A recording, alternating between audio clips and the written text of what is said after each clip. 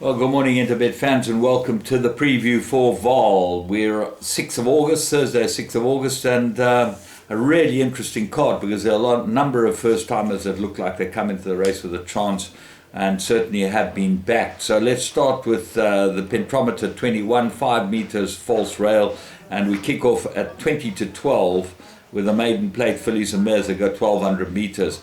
And this looks like an absolute three-cornered contest. Olivia is my top choice.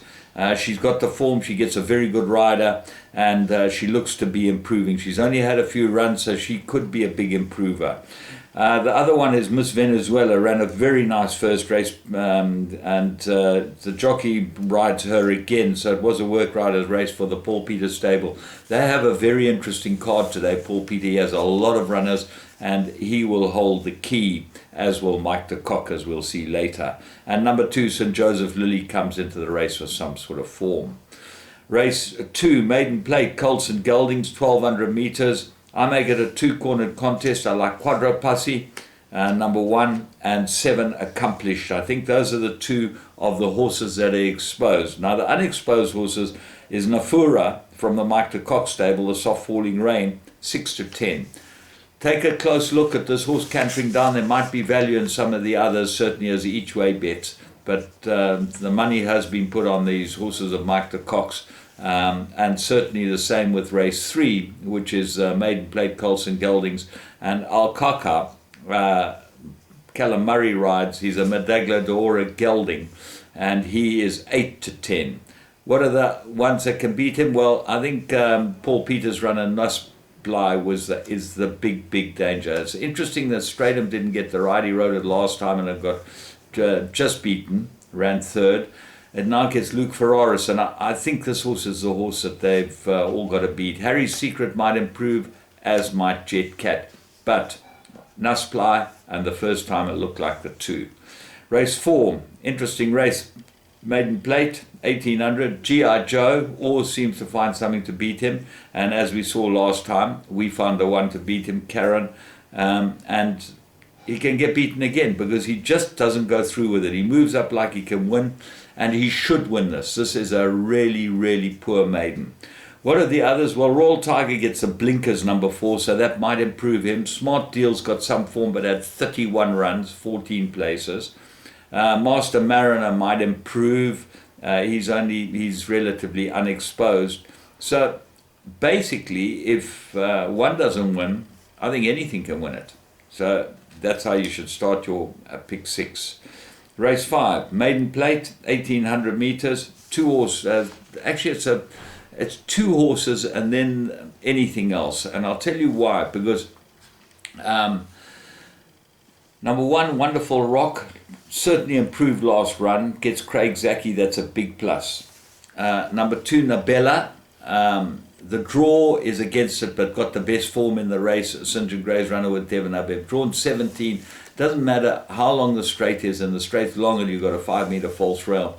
That draw is a problem. Anyway, Nabella can definitely overcome it. Olympic Destiny, 1 decent run. Bat Hawk at 20 runs. Sea Like Glass, 40 runs still. Maidens.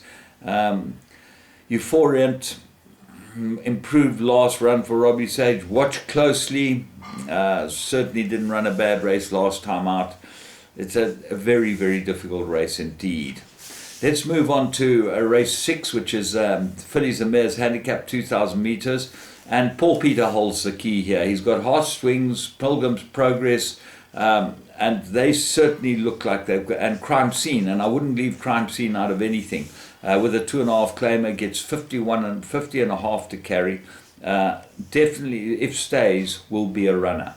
What are the others? Well, St. John Gray's got a couple of decent runners in the race. Jive Express, Stately Home's been scratched, so Jive Express seems to be his main protagonist, and he obviously likes that one.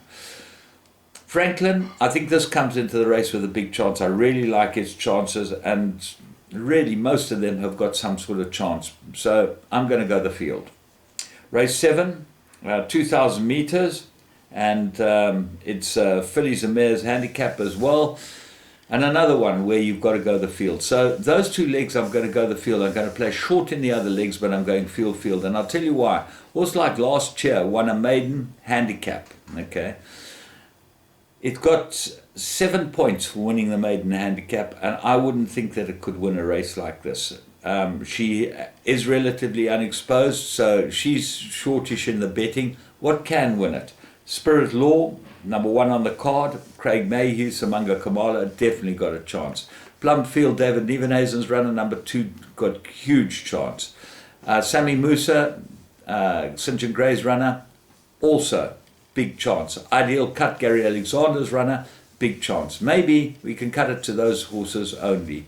But there are a number of others that have got some sort of chance. Piccadilly Square comes into the race. Western Dance, Serendipity, Generosa gets blinkers. That might be a big up. So I'm going field.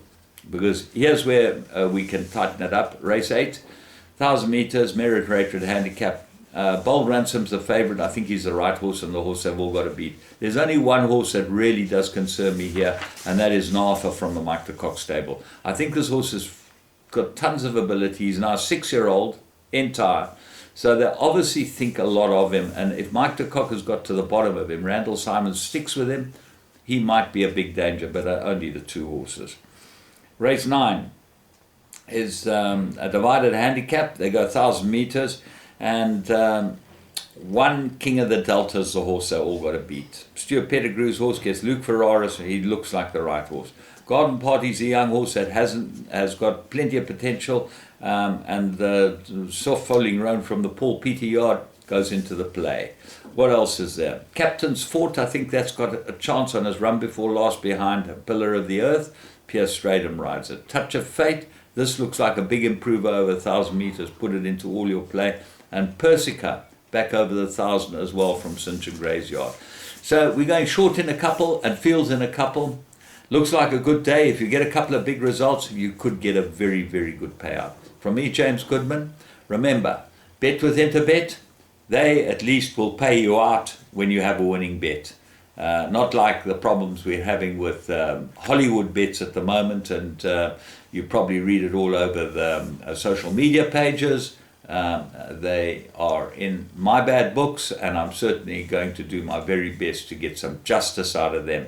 But remember, Interbet, you'll never have that problem with. And subscribe to my show. Friday, we got Charles Fall chatting about racing. And this is one of the subjects we're going to be talking about, the perception that there are people out there that are crooked.